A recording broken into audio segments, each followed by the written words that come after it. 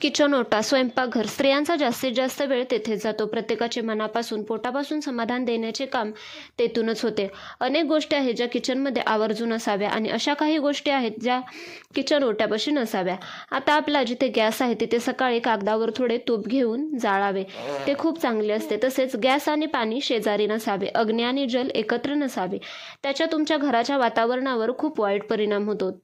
त्यात थोडे तरी अंतर असावे, दोन्हीमध्ये जागा असावी. दुसरं म्हणजे गॅसजवळ तेल ठेवू नये. तेल म्हणजे शनी महाराजांना आपण शनीचा त्रास कमी होण्यासाठी तेल वाहतो.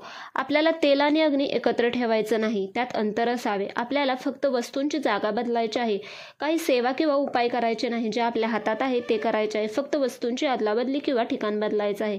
मग गॅसजवळ काय ठेवावे तर तुम्हाला मीठ, जे शुक्राच्या संबंधित आहे, लक्ष्मी प्राप्तीसाठी खूप महत्त्वाचं आहे. त्यासाठी गॅसजवळ साखर, तूप, मीठ या 3 गोष्टी असाव्या. तूप हे पण पांढऱ्या रंगामध्ये असते, त्यामुळे ते गॅसजवळ असावे.